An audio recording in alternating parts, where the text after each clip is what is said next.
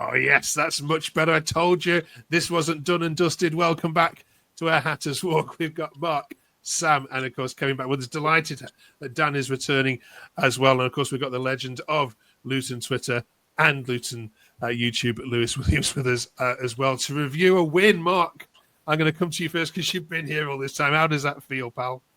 So good. And it makes your whole weekend better. Like waking up Sunday morning, you've won a game and the sun was shining and it's just surprising. And we know it was like one win and yes, it wasn't perfect, but it was, it just feels good. Yeah. When Conor Ogilvy's header is sailing over that bar, you just know that your luck is in. Welcome back to our Hatters Walk. It's 20 minutes of Luton chat, and this one's going to be a good one. I can feel it. We're talking, of course, about Christ. Makosso is the Great Escape on now, and we're asking these guys, if they can, to pick out a February player of the month. We're also looking ahead to the playoff final as well, and if we were there, who would we love to see at Wembley? But we've got to start with that Portsmouth game. We know it's done and dusted a little bit now, but Lewis, we'll come to you. Last week we read out some of your tweets that said it's done and dusted, we're giving up. Have you changed your mind now based on the Pompey game? No, I still think there's still a lot of work to do. I think the one thing for sure is I left the stadium thinking at least I've seen some fight and we know we can win a game of football. So there is some belief that we can do it, but there's still a long way to go. We need to improve our away form. We've got to play against the teams that are around us in the Championship. So if we can go to Cardiff and go to Hull and pick up 3 points there, that's then put in a statement that we can stay up this season. Yeah, fantastic. We'll talk about the Burnley game as well. And before we jump on to that Burnley game, Mark, you probably already know, is walking from Luton to Turf Moor all week in aid of charity, and the link for that is in the description below. Please give generously. We'll talk to Mark about that more in a second, which is some effort. Yes, Sam. Andy says we ground it out and showed some of the fight that's been missing most of the season. A much needed 3 points and a clean sheet. We haven't mentioned that either. Not getting carried away at all. We didn't test their keeper at all. Are you getting carried away though, Sam? Come on, get carried away, please. Well, I'm not getting a whole lot carried away. I think there are arguments we could have had a penalty, but there's also arguments that Portsmouth could have had a penalty, and they also missed a big chance. But it is good to see improvements defensively. I think backline's looking slightly better now with Naismith in the middle, and Mikoso had a good game as well. So we've got more centre backs coming. I know we have switched formation again, back to 3 at the back, but I think the clean sheet is a big boost, and Naismith's been good, and Mikoso's breath of fresh air at the moment. Yeah, we'll come on to Makosso in a second. Dan, there was lots of praise for Bloomfield, and I mean, great for him. I mean, he seems such a nice guy, and good that he got his first win. Fair play to Bloomfield today. He got the tactics practically spot on. A huge few games coming up now. Is that right? Did he get that one spot on for you? Yeah, I think sometimes in these games you have to dig your heels in and get ugly and do what you can to win the game and try and see the result out. We scored midway through the first half, which is a pretty decent time to score, but then you've still got 65 minutes to 65 minutes to hold on and try and either get a second one, put the game to bed, or hold on and try not to concede. So, and to be honest, I didn't think Portsmouth are that good either. So that probably helped us a little bit. But as Sam said, the back line's looking more organised with Kal Naismith, and that's no coincidence because we've seen what he can do. And we know what he's all about, and he showed that again. So as long as that keeps happening, we might have a bit more belief than Lewis has got in a minute. Kevin Leon says Naismith was absolutely outstanding today, an unreal display. He's a player, isn't he? We've not really spoken too much about on here, but is he one of those players that just does the simple things really, really well? I think Mark, you said it perfectly. He does the basics brilliantly. He also commands the back line. I believe he should be taking the captaincy band over as well. He's someone that demands respect. We've seen it in his first spell at Luton and now again. I think he gets the guys to rise, especially the younger guys, and he's got a bit of authority. Just watch him off the ball as well. the way he uses his body against the opposition, the way he demands respect, not only from his own team, but from the opposition. He keeps things in check. And at this point, he is the difference in the back line for sure. Yeah. When I obviously looked at all the tweets, Mark, and I just saw the words "Thank Christ we won" repeatedly over and over again, I thought perhaps there's some religious observance going on, but actually it's to do with this fella. First of all, what do we know about him? Lewis chip in here as well. Where's he come from, and what's his pedigree? I think Lewis can answer that one better than me. He's got more knowledge, but go on then. We'll come back to you, Mark, in a sec then. Well, it's just second division in Belgium. Great scouting to pick him up because it's not an area in the world which we bring players through the door. But there wasn't really much. It's really hard to find because it's second division in Belgium. It's not the top flight, it's the second. And from what my understanding is, he's a fantastic player, but does have the odd mistake in him. But against Portsmouth, he was guided by Kal Naismith. And you can just tell that with more time, with more development, with more learning about the English game, he does look like he could get better and better. And I did love his energy, which he was giving to the crowd. He looks like a lad that just loves defending. And I love that type of mentality about a player. So, yeah, long may it continue. Yeah, I love Luton fans' sense of humour on all this. Tom there says, it's just nice having a central defender who doesn't run in custard for a change. Dan says he should start every week now. Shirt says he got the crowd up, he wanted the ball and a clean sheet, someone who bought into the club, unlike some. Dig there. And Davis says he looks decent, but he needs to learn how to take a throw-in. Though. Mark, what did you make of, I say your new fellow? He's been there for a couple of weeks now, hasn't he? We've not seen too much of him.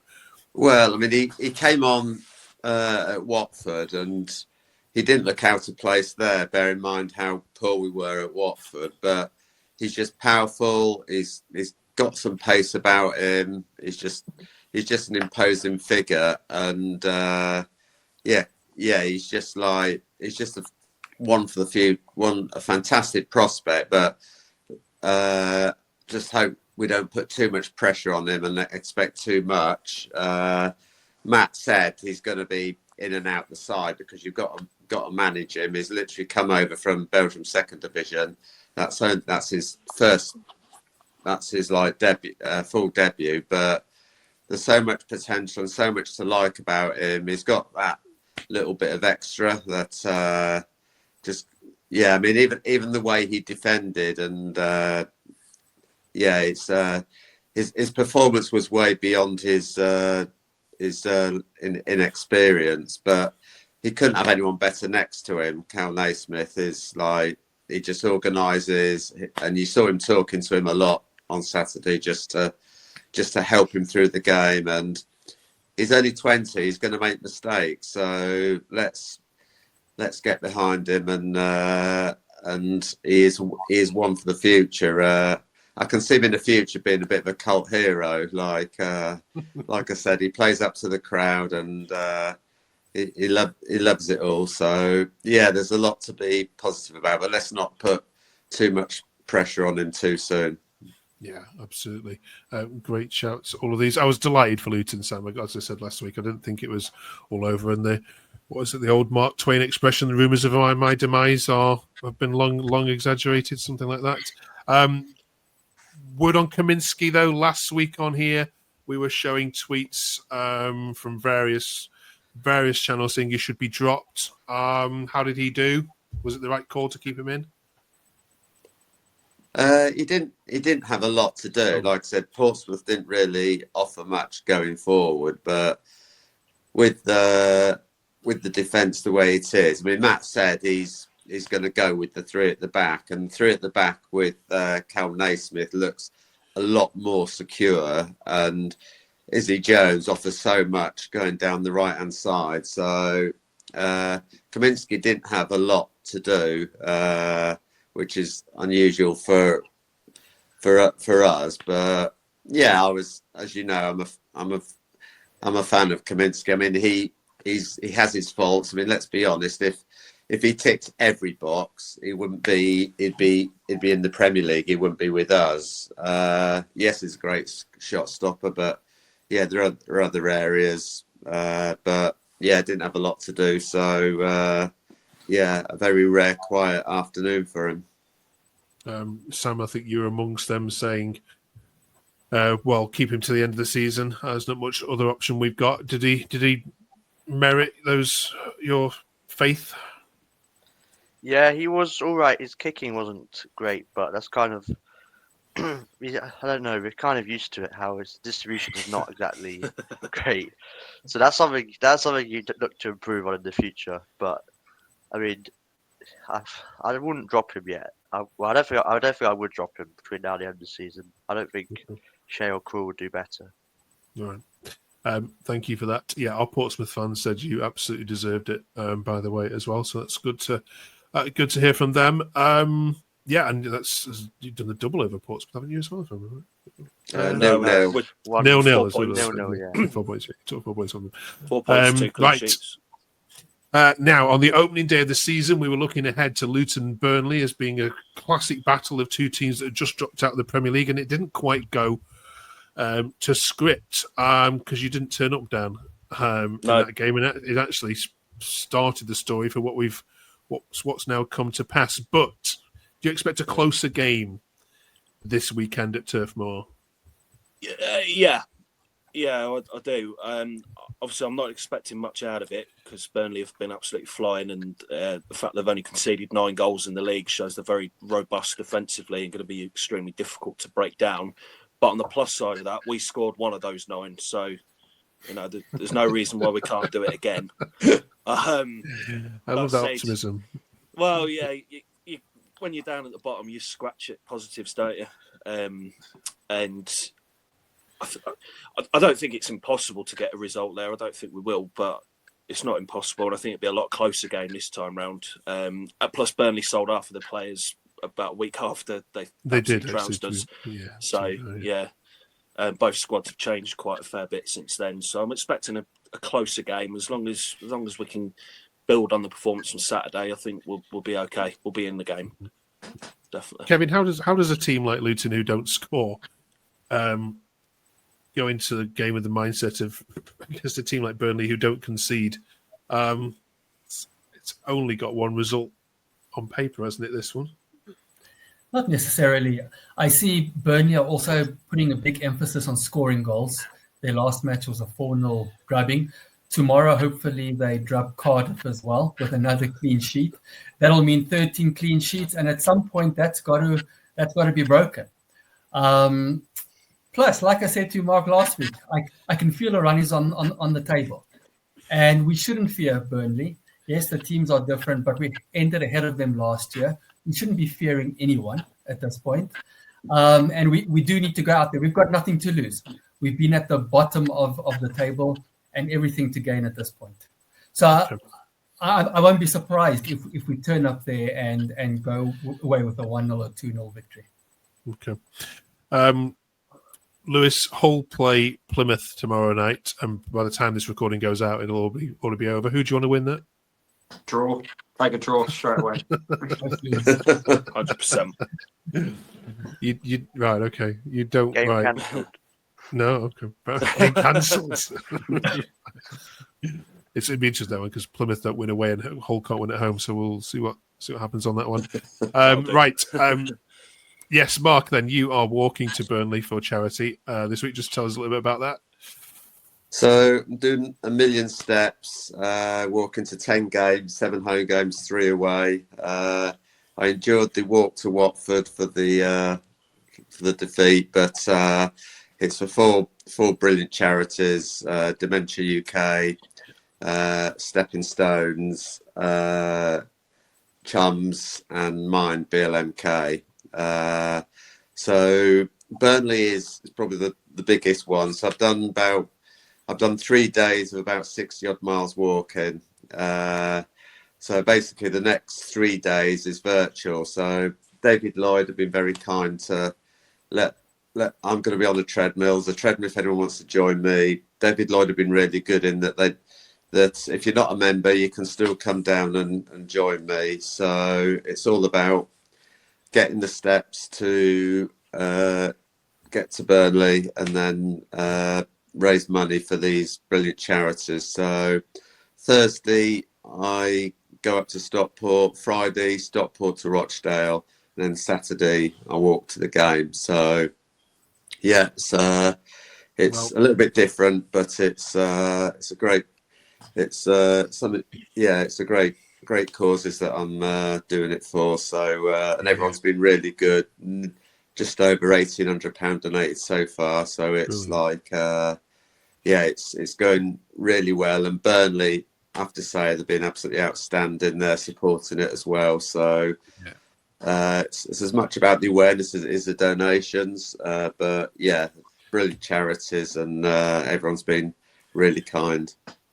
Brilliant, yeah. And like we said in the description below, if you want to donate to Mark's million steps, that we'd love you to do so. And credit to you, Mark. It's something I would never be able to do myself, if I'll be honest with you. So yeah, absolutely brilliant. I just hope Josh Brownhill doesn't score in the first minute as you take your seat after all those steps. Imagine that. Unbelievable. Right, thank you very much, and good luck, Mark, for the rest of the week. Thank you very much. So we hope the weather maintains itself for you as well. Right, February Player of the Month time. If we can find one, please, Sam. You would give it to Probably Kal Naismith, I think. I think it's just the one win in the month, so we hadn't exactly been playing great, but I think he's had a bit of an impact since he came in, and loaning him back it's going to turn out to be a good decision. So yeah. Okay. It's technically March, I think, so we're not allowing that one, but yeah, okay. Dan? Oh yeah. I'm going to say it's between McGuinness and Asgard.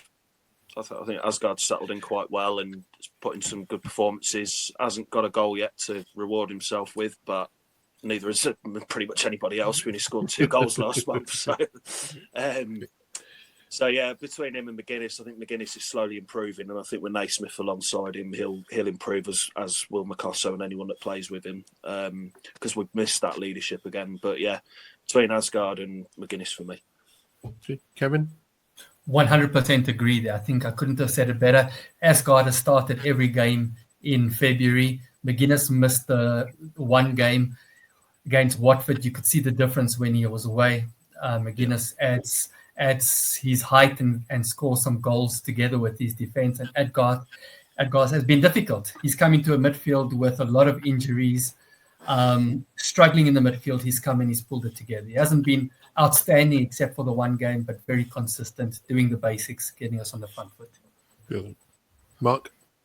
Well, I mean, if you look at February, we didn't turn up at Sunderland and we didn't turn up at Watford, and we had a poor draw against Plymouth. So, yeah, I agree with the guys that Asgard and McGuinness I think McGuinness probably is just, yeah, he is settling in, and he looks to be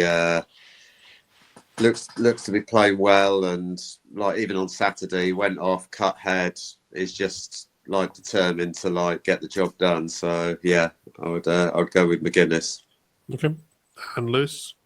For me, it's clear it's Kal Naismith, because I think it would have been a lot worse without him. I think you take him out of our side, the back three doesn't work. You need him in order for it to actually work. And then the second one I'll give to Walsh, because I think since coming back into the side in the midfield, I think he's been incredible.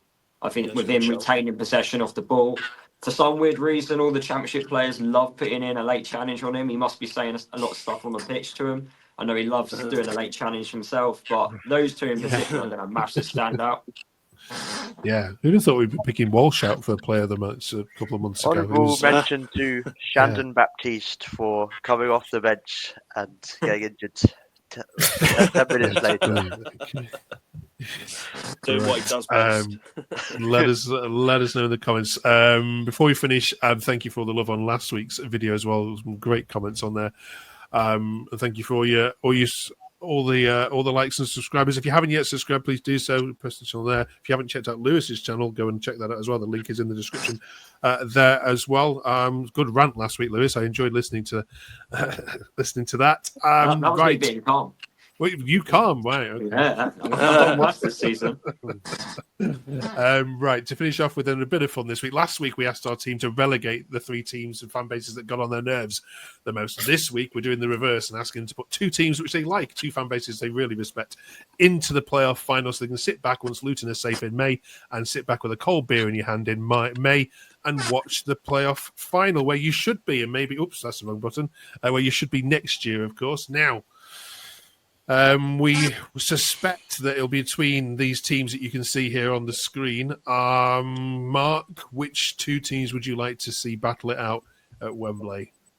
I'd like to see Coventry. Obviously, they had a similar story to us, and we beat them in the playoff final. So Coventry, Sunderland. I think Sunderland have been on that progressive journey. They've done really well, and they're quite a young team. So, I'd like to see Coventry and Sunderland in the playoff final. Yeah, I spoke to our Sunderland fans yesterday who said anybody but Coventry, please, in that playoff final. Lewis, they can't beat them. Yeah, I want Coventry just because it doesn't take 2 hours to get out of their car park. So at least I don't have to go to their ground at any point in the near future. But yeah, I think after beating them in the playoff final, I feel like they should go. And then if I have to pick another one, there's not, definitely not going to pick Watford there. I say Middlesbrough, long journey, let them go up so then we can have a few more short trips next year. Fair enough. Lots of sympathy votes here for Kevin. As long as Watford go up, I guess everyone's happy.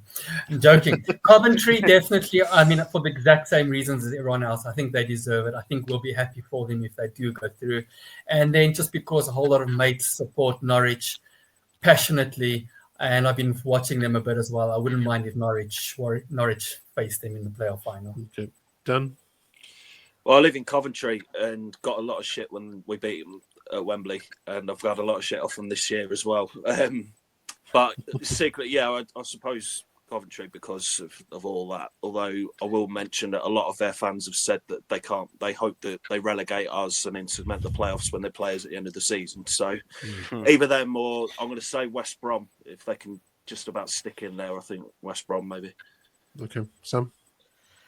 I'm going to say Coventry like everyone else. I quite like what Lampard's doing. I think he's a very underrated manager, and he's obviously doing really well with them. They've got quite a few good players. I think the other team would be, I agree with Mark, Sunderland.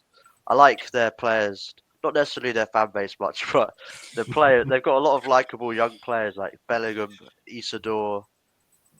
They've got like 2 other youngsters that I can't remember, but they got an exciting team. So one of them 2. Okay. And if it was a Watford QPR final, you'd all be supporting QPR.